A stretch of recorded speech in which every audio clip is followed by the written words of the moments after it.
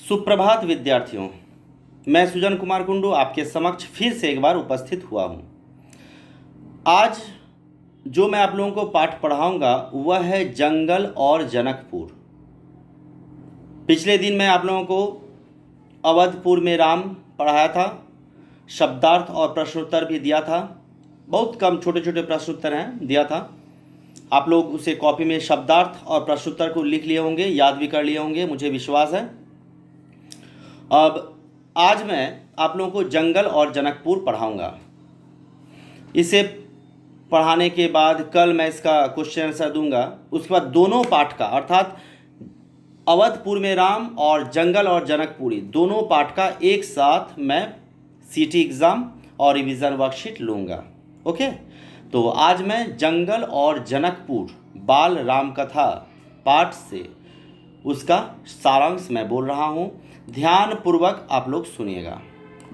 महर्षि विश्वामित्र दोनों राजकुमारों को लेकर सुदूर तक माने बहुत दूर तक सरयू के किनारे किनारे चलते रहे।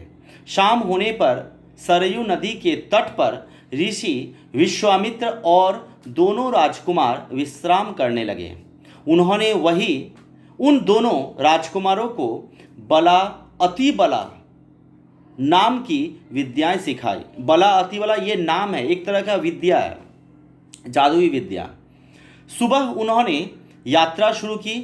विश्वामित्र ने दोनों राजकुमारों को रास्ते में पड़ने वाले आश्रमों और स्थानीय इतिहास की जानकारी दी। उन्होंने संगम पर बने आश्रम में विश्राम किया। अगले सुबह उन्होंने नाव से गंगा पार की और घने जंगल में प्रवेश किया। चलते चलते महर्षि ने राक्षसी ताड़का के बारे में बताया, जिसके डर से इस सुंदर वन का नाम ताड़का वन पड़ गया था। राम ने महर्षि की आज्ञा पर धनुष पर प्रत्यंचा चढ़ाई और छोड़ा।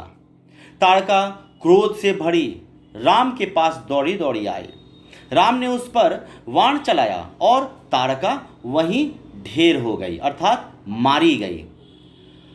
अगले दिन महर्षि दोनों राजकुमारों के साथ सिद्धाश्रम पहुँचे। सिद्धाश्रम उनके आश्रम का नाम है।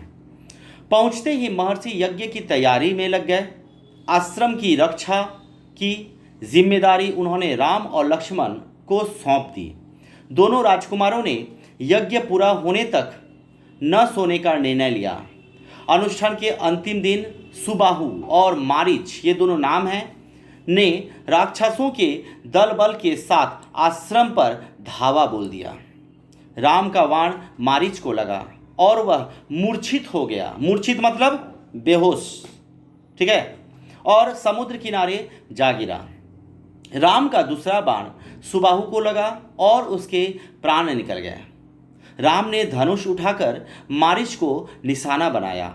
वह मूर्छित होकर समुद्र के किनारे जा गिरा। राम का दूसरा बाण सुबाहु को लगा और वह वहीं ढेर हो गया। बाकी सभी राक्षस भाग गए। महर्षि का अनुष्ठान संपन्न हुआ और उन्होंने प्रसन्न होकर राम को गले लगा लिया। अनुष्ठान संपन्न होने पर, संपन्न मतलब समाप्त, खत्म होने पर, महर्षि विश्वामित्र राजकुमारों को मिथिला के महाराज जनक के यहाँ स्वयंवर में अद्भुत शिव धनुष दिखाने के लिए ले गए। राजा जनक ने विश्वामित्र का स्वागत किया और राजा जनक ने दोनों राजकुमारों का परिचय पाया। राजा जनक ने विश्वामित्र को बताया कि मैंने प्रतिज्ञा की है कि जो भी शिव धनुष का प्रत्यंचा चढ़ा देगा, प्रत्यंचा मतलब धनुष का जो लंबा जो रस्सी होता है उसे कहते हैं प्रत्यंचा, ठीक है, चढ़ा देगा, उसके साथ ही मेरी पुत्री का विवाह संपन्न होगा। ठीक है।